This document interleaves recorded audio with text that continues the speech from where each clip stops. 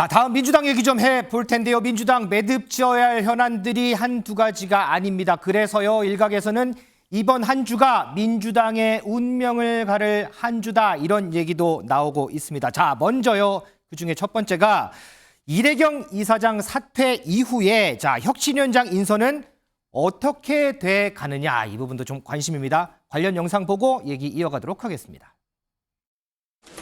혁신위원장 발표가 안 됐는데 언제쯤 가능할까요? 지금 뭐 다양한 루트로 추천받아서 논의하고 있습니다. 아니, 의원님 보고를 한다라는 게 지금 물망에 오른 그 후보를 얘기를 하시다는 겁니다. 특정인을 거명하지는 않을 겁니다. 지금도 그런 발표 시점을 언제로 염두에 두고 계시지 않은가요? 네, 정해진 발표 시점은 아직 없습니다. 허지연 변호사, 오늘 오전에 민주당 의원총회가 있었어요. 그래서 지난 주말부터 오늘 의원총회에 맞춰서 인선 결과를 발표할 거다라는 예상이 좀 많았었거든요. 그런데 조금 늦어지네요, 보니까.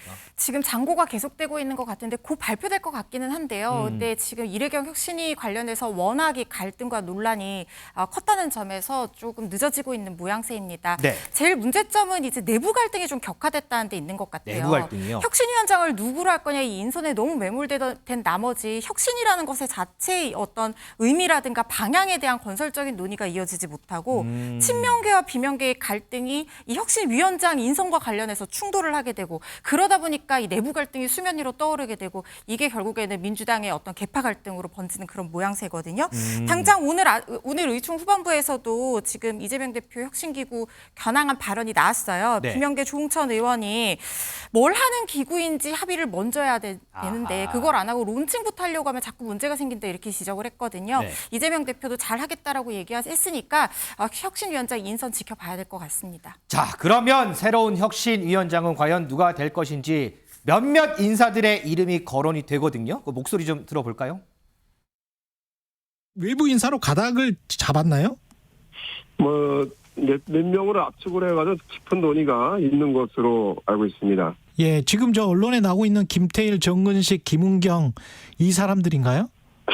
제가 거기 논의 단계에 예. 들어가 있지 않기 때문에 제가 말씀드린 건 굉장히 어려운데, 예, 언론에서 많은 정보를 가지고 말씀하신 게 아닌가 하는 생각이 듭니다. 그렇군요. 외부 인사로 가닥을 잡은 이유는 뭘까요?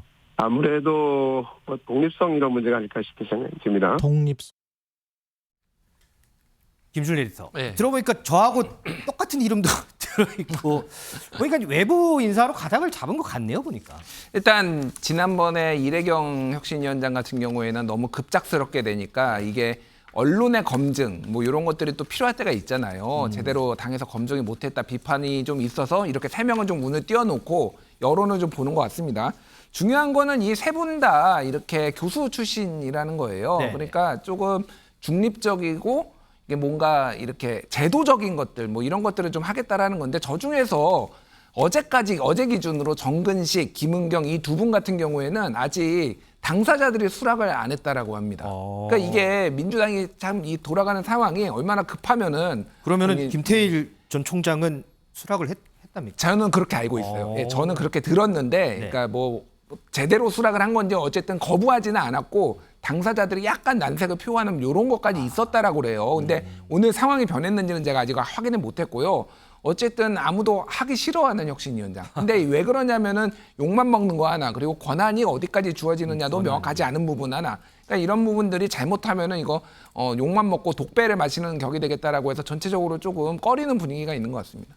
이종훈 시장님은 어떻게 보세요? 지금 어쨌든 거론되는 분이 이제 세 분, 외부 인사 김태일, 정근식, 김은경 교수인데, 어떻게 이분들 중에 한 명이 된다 그러면 돌파구가 좀 될 수 있을까요? 일단 연착륙은 되겠죠. 연착륙입니다. 왜냐하면 세 사람 다 아마도 이래경 전 그 내정자와 다르게 뭐 막말을 했다거나 뭐 아주 극단적인 어떤 발언을 했다거나 이런 기록은 아마 없을 겁니다. 그런데 그렇게 찾다 보니까 너무 안정적이다. 네. 그래 혁신은 뭐냐면 혁신해야 되는 곳이거든요. 네, 그렇죠. 뭐 김진애 대표께서 계속 말씀하시는 게 이제 욕을 먹어야 되는 말씀 말씀을 하셨는데 사실 욕먹는 자리예요.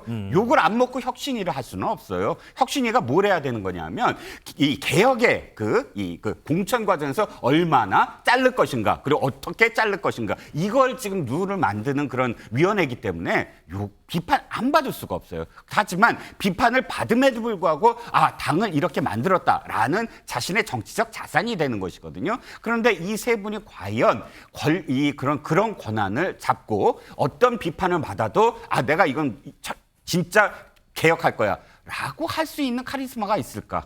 이게 지금 좀 의문이 된다는 거죠. 자, 어쨌든 혁신위원장 인사 조만간 이뤄질 것 같은데 요 내용도 저희가 전해드리도록 하고요. 자, 두 번째가 바로 상임위원장 갈등이 있었습니다. 행안위원장직을 고수하는 정청래 최고위원 이 때문에 당 내에서 갈등이 좀 빚어졌죠. 그런데 오늘이요, 요 교통정리가 좀 이루어진 것 같습니다. 영상 좀 보겠습니다. 대다수의 의원들께서 생각하시는 바는 특정 의원이 중요한 역할을 독점해서 하는 것은 의원들 전체 역량을 충분히 발휘하는데 도움이 되지 않는다. 시고요. 어느 특정인을 대장으로 약속한 것은 아니라는 의견입니다. 저는 오늘 상임위원장의 유권자인 국회의원들의 선택을 받지 못했습니다. 그 국회의원 유권자들의 선택을 인정하고 존중하고 승복합니다. 제가 다시 상임위원장을 맡을 일은 없을 것입니다. 선당우사하겠습니다. 그러면 의원님은 국회의원님들의 유권자라고 하시는데 왜 선택을 못 받았다고 생각하십니까? 그건 제가 잘 모르죠. 자, 이 부분도 관심이 많았는데 조금 들으신 것처럼 정청래 최고위원이 선당후사하겠다라는 말로 싹 정리가 된 것 같습니다. 오늘 14일인가요? 새로운 상임위원장을 인선을 하겠다고 하는데 과연 누가 또 상임위원장이 될지도 관심이 모아집니다. 자, 그리고 또 다른 현안 하나가요. 바로 과일. 무슨 과일인지 다들 아시죠? 이 과일을 놓고 벌어지는 계파 간의 갈등입니다. 이재명 대표가 이와 관련해서 또다시 경고장을 날렸는데 그 목소리 좀 듣고 오겠습니다. 이재명 당대표는 총선을 앞두고 출마자 또는 당원을 대상으로 당의 단합을 해치는 과도한 언사와 상대의 인격을 훼손하는 모욕적 발언은 부적절하다. 이러한 언행 전반에 대해 윤리감찰단에서 조사하라고 지시했습니다. 논란이 된 사안이라는 게 수박 관련된 발언인가요?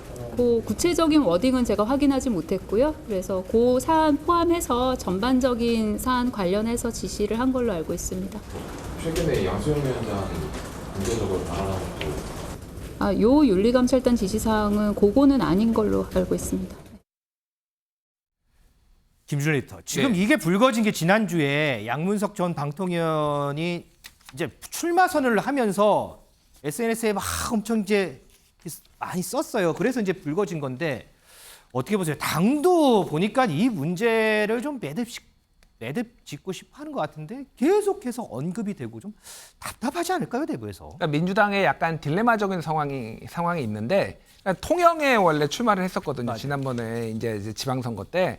그런데 통영이 밭이 이제 쉽지 않은 곳이잖아요. 민주당 입장에서 보면은. 그래서 지금 이게 민주당이 지난번에 선거에서 180석 가까이 이렇게 가져가다 보니까 이게 새롭게 이 수도권에 진입하려고 하는데 자리가 없습니다. 네. 다 현역 의원하고 붙어야 돼요. 그러니까 지금 현역 의원들하고 붙으려면은 그러니까 소위 말해서 이제 비명계 쪽에 좀 비개혁적이다 낙인을 찍고 강성 발언을 해서 지지층을 등에 업고 하려는 분들이 너무 많아요. 그런 분들이 지금 계속 나오고 있는 거예요. 그러니까 이게 반복적으로 분들이 계속 이 과일을 또 언급할 가능성도 있는 거예요. 그러니까 수박을 깨트려 버리겠다 뭐 이런 거 과학. 근데 이게 또 주목을 받으니까 또 여성 지지자들의 이런 지지를 받고 그러니까 이게 앞으로도 계속될 수밖에 없습니다. 그래서 이제 이재명 대표의 이제 딜레마도 그런 거죠. 이거를 징계를 안 할 경우에는 또 너무 온정주의고 강성 지지층을 냅둔다라는 거에 있어서 징계의 어떤 시그널 이런 거를 보내줄 수밖에 없고 당이 잘못하면 완전 분열되니까 네. 어떤 수위가 나올지 그리고 앞으로 어떻게 나올지는 좀 지켜봐야 될 것 같아요. 자, 어쨌든 과연 이런 딜레마를 어떻게 좀 극복해 나갈지 총선 국면은 다가오고요. 자, 민주당의 선택도 주목됩니다. 정치권 또 다른 얘기 좀 해보겠습니다. 민주당 전당대회 돈봉투 의혹과 관련해서요. 무소속 윤관석, 이성만 의원에 대한 체포동의안 표결 조금 전에 이루어졌습니다. 결과 어떻게 나왔을까요? 김진표 국회의장의 발언으로 직접 확인해 보겠습니다. 국회의원 윤관석 체포 동의안은 총 투표수 293표 중 가 139표, 부 145표, 기권 9표로서 부결되었음을 선포합니다. 국회의원 이성만 체포 동의안은 총 투표수 293표 중 가 132표, 부 155표, 기권 6표로서 부결되었음을 선포합니다. 이종훈 시장님, 지난주부터 과연 오늘 월요일 날 체포동의안 표결되면 어떤 결과가 나올까 예상들 상당히 많았었어요. 그런데 두 명 다 부결될 거라는 예상은 많이 없었거든요. 어떻게 그렇습니다. 보세요, 오늘 결과? 그리고 또 하나는 뭐냐면 이렇게까지 표가 또 벌어질 거다라고 생각을 못했어요. 네. 왜냐하면 지난번 이재명 대표에 대한 체포동의안 기억하시죠? 한 표 차이였어요. 가결과 부결이. 138대 139였거든요. 그렇죠. 그때 139표에 대해서 약 한 30여 표의 그 반란표가 있었다라고 생각을 했었어요. 그러면 이번에도 30여 표가 반란을 하면 147이 가능하니까 충분히 이번에 가결이 될 거다라고 예상을 했는데 그 숫자보다 더 줄어든 거예요. 지난번에 139였는데 이번에는 145, 139 뭔가 훨씬 더 줄어들었어요. 조금 더. 그러니까 제가 보기에는 사실상 이 일관성 있게 다음에 어떤 이재명 대표에 대해서 돌아올 체포 동의안에 대한 이번에 가결시키면 또 이 이재명 대표에 대해서 부결시킬 명분이 없지 않는가. 돌아올 것으로 예상이 되는 첫 번째 그렇고 두 번째는 아마도 한동훈 오늘 검찰총장의 또 그 법무장관이요. 죄송합니다. 법무부 장관의 설명이 또다시 자극했다라는 어떤 이유를 또 댈 것 같아요. 오늘 보니까 이렇게 표현했더군요. 여기 계신 20여 명의 의원들 중에 그러니까 여기 계신 그런 170석의 그 민주당 의원들 중에 20명은 저기다. 그 돈을 받은 사람이다. 이분들이 캐스팅 보트를 쥐는 이 투표에 대해서 국민들이 어떻게 생각할 것이냐. 이 대목에서 또 민주당 의원들이 현장에서 막 고함을 질렀거든요. 이 대목이 아마도 또 민주당을 자극한 어떤 계기가 되지 않을까 싶기도 합니다. 자, 저희가 조금 이따가 하려고 딱 준비해놨는데 이종훈 실장이 먼저 딱 얘기하는 바람에 지금 보여드리겠습니다. 시청자 여러분, 한동훈 장관이 어떤 얘기를 했는지 직접 한번 들어보시죠. 그 범죄 사실에 따르면 논리필연적으로 그 돈 봉투를 받은 것으로 지목되는 약 20명의 민주당 국회의원들이 여기 계시고 표결에도 참여하시게 됩니다. 돈 봉투 돌린 혐의를 받는 사람들의 체포 여부를 돈 봉투 받은 혐의를 받는 사람들이 결정하는 것은 공정하지도 공정해 보이지도 않습니다. 국민들께서도 같은 생각이실 겁니다. 김준일 에디터. 자, 이 질문도 제가 준비했었어요. 바로 이 지점이거든요. 돈 봉투를 받았을 것으로 의심되는 민주당 의원 20여 명이 여기 앉으셔서 표결에 참여할 거다. 이 말이 민주당 의원들을 자극했을까요? 자극했으리라고 보고요. 계산된 도발에 단순하게 넘어갔다 또 이렇게 저는 보고 있습니다. 그러니까 계산된 도발에 단순하게 넘어갔다. 예. 그러니까 지난번에도 그 노웅래 의원 돈봉투 부스럭거리는 그 얘기가 있으면서 좀 약간 논란이 있었잖아요. 그때도 약간 계산된 어떤 발언이었고 그거에 대해서 민주당 의원들이 그 현장에 있었던 얘기를 들어보면은 상당히 바뀌었다라는 거예요. 표결하려고 들어가면서 이날도 마찬가지인 거, 오늘도 마찬가지인 것 같은데 한동훈 장관은 사실은 저 발언 자체는 뭐 맞는 얘기를 할지라도 굉장히 부적절해요. 그러니까 한동훈 장관은 기능적으로 이거에 대해서 보고를 해야 되는 거지 정치인이 할 얘기나 그러니까 정치인이나 해야 될 얘기를 국무위원이 한 거거든요. 네. 발언의 부적절함은 또 별도로 치고 맞는 얘기잖아요. 사실은 이게 논란이 될 수 있잖아요. 그러니까 이거를 하면은 반발이 있을 수밖에 없고 사실은 표가 부결이 될 것이다. 그러면은 당의 방탄 이미지는 더 하고 민주당은 더 곤혹스럽게 될 것이다. 이런 것까지 사실 한동훈 장관이 좀 계산해 놓고 저렇게 발언한 게 아닌가 그렇게 보여집니다. 허준 변호사. 어쨌든 이전에 이 녹취록이 엄청나게 보도가 됐잖아요. 그런데 한동훈 장관 발언을 들어보면 이 녹취록에 기반을 한 오늘 발언을 많이 했거든요. 그렇다 그러면 검찰에서도 이 녹취록을 상당 부분 증거로서 보고 있다 이렇게 봐도 되는 건가요? 그렇죠. 일단 범죄 현장이 생중계되듯 했다라는 얘기를 했잖아요. 네. 보도된 대로 그것 지금 얘기를 한 것만 봐도 어떤 녹취록이 상당히 이제 구체적으로 신빙성 있는 내용으로 아주 세세하게 녹음이 되어 있는 증거 자료를 검찰이 확보하고 있다 이렇게 보셔도 될 것 같고 네. 지금 또 얘기가 나온 대로 20명 정도 수수자를 특정했다 이런 얘기가 나왔었는데 오늘 한동훈 장관도 20명 정도 의원이 여기 앉아 계신다라고 했기 때문에 어느 정도 검찰에서 수수자도 특정을 하고 수사를 진행을 하고 있는 걸로 보입니다.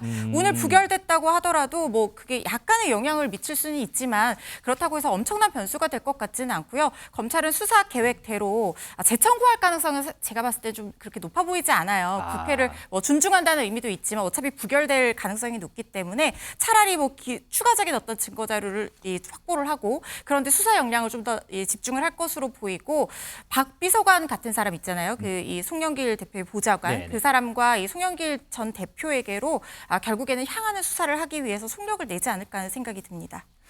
이지숙 기자, 지금 보면 검찰이 관련 수사에 속도를 내는 모습도 보이더군요. 맞습니다. 윤관석, 이성만 의원 이 체포동의안 표결이 되는 바로 오늘 오전에 서울 영등포에 있는 한 정치 컨설턴트 업체 압수수색에 나섰습니다. 이 회사 대표 주거지까지 압수수색을 했는데요. 이 회사 바로 이 송영길 전 대표의 경성 캠프 홍보 전반을 맡았던 회사입니다. 네. 이 수사팀은 이 송 전 대표의 후원 조직인 이 평화 먹고 사는 문제연구소 여기에 자금이 이 회사와의 허위 계약을 통해서 경선 비용으로 빠져나가 사용됐다 이렇게 의심하고 있습니다. 자, 어쨌든 두 의원에 대한 체포 동의안 표결은 부결이 됐습니다. 부결 이후에 당사자들 어떤 얘기를 했을까요? 준비했습니다. 들어보시죠. 의원님들의 현명한 결정에 감사드립니다.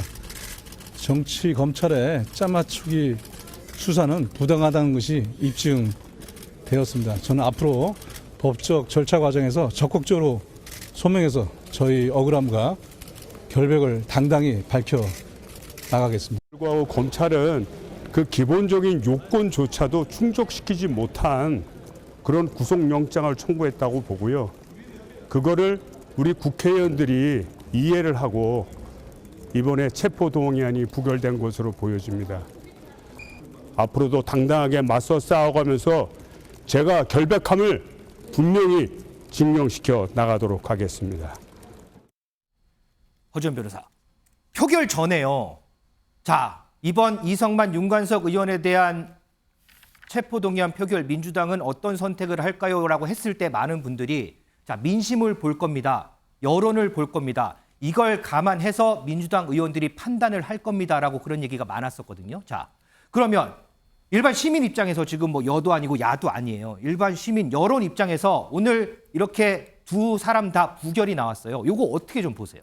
일단 매표 행위 같은 경우에는 굉장히 민주주의의 존립을 위태롭게 하는 어떤 행위이기 때문에 수사기관에서도 굉장히 엄격한 범죄로 취급을 하고요. 일반 뭐 조합장, 지역 조합장 선거 같은 경우에서 30만 원만 주고받는다 하더라도 구속 수사를 하게 되는 경우가 많습니다. 오늘 한동훈 장관도 그렇게 설명을 했잖아요. 네.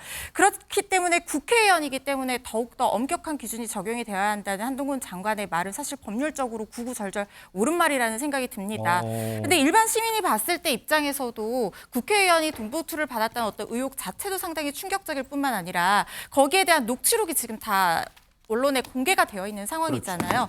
그러면 육성으로 생생하게 녹음된 증거가 있는데 이것이 왜 구속 수사가 되지 않느냐라는 부분에 대해서는 굉장히 불만을 가지실 수 있을 것 같은데요. 하지만 구속되지 않는다고 해서 그것이 곧 처벌이 되지 않는다는 의미는 아니거든요. 네네. 검찰이 계속해서 수사를 통해서 증거 자료를 확보를 하고 또 피의자로 특정해서 지금 수사를 하고 있는 중이기 때문에 온당한 결과가 내려지기를 기다려 봐야 될 것 같습니다. 자, 윤관석, 이성만 의원에 대한 체포 동의안 표결 모두 부결이 나왔습니다.